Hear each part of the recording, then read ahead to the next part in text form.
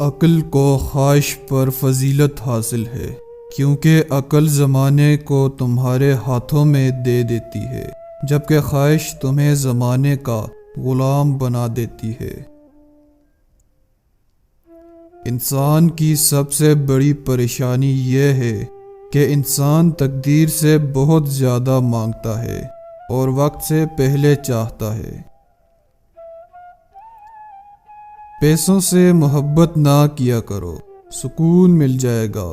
دعا پر ضد نہ کرو، نامنظور دعا کا بھی اتنا ہی احترام کرو جتنا منظور دعا کا۔ اگر یہ فرق سمجھ نہیں آتا تو سکون قلب نہیں ملے گا۔ انسان کی روح کی اصل کیفیت غم ہے، خوشی ایک عارضی شے ہے۔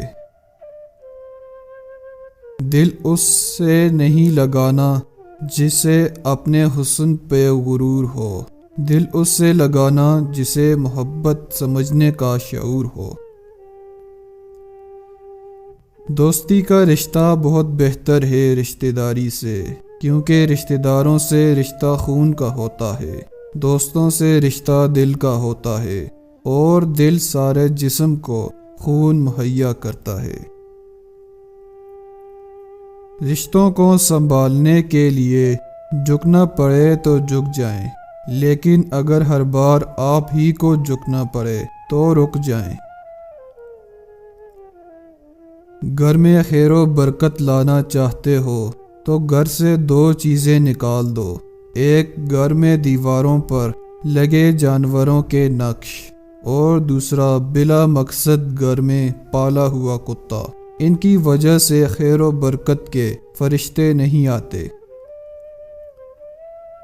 خدا کی راہ میں کوشش کرو اور کبھی پیچھے نہ ہٹو، کیونکہ خدا نے تم سے کوشش مانگی ہے، نتیجہ نہیں۔ جب تعلیم کا بنیادی مقصد نوکری کا حصول ہو تو معاشرے میں نوکر ہی پیدا ہوتے ہیں، رہنما نہیں۔ غلط بات پر غصہ آ جانا شرافت کی نشانی ہے، لیکن اسی غصے کو پی جانا مومن کی نشانی ہے۔ شیشہ اور رشتہ دونوں نازک ہوتے ہیں، مگر ان میں ایک فرق ضرور ہوتا ہے۔ شیشہ غلطی سے ٹوٹتا ہے اور رشتہ غلط فہمی سے۔ محبت اور دوستی یہ دو چیزیں ہر طوفان کا مقابلہ کر سکتی ہیں، مگر ایک چیز ان دونوں کے ٹکڑے ٹکڑے کر سکتی ہے، اور وہ ہے غلط فہمی۔ تعلق بھی رزق کی طرح ہوتا ہے، بدنیتی آ جائے تو برکت ختم ہو جاتی ہے۔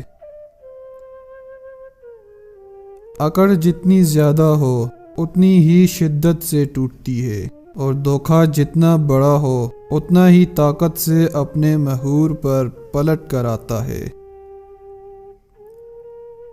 وقت کے ساتھ ساتھ بہت کچھ بدل جاتا ہے، لوگ بھی، رشتے بھی، احساس بھی، اور کبھی کبھی ہم خود بھی۔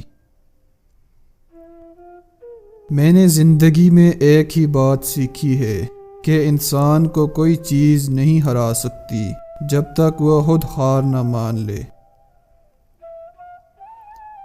غم کی بڑی کارروائی یہ ہے کہ غم تمہیں بہت ہی نرم کر دیتا ہے۔ اگر غم نہ ہو تو انسان پتھر ہی رہتا ہے۔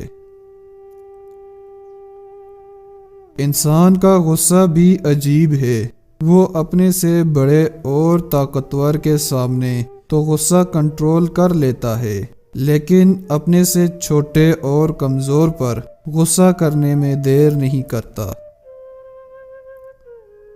کچھ مردوں کا جنازہ پہلی بار انہیں مسجد لے کر آتا ہے، اور کچھ عورتوں کا کفن ہی پہلی بار انہیں پردہ کرواتا ہے۔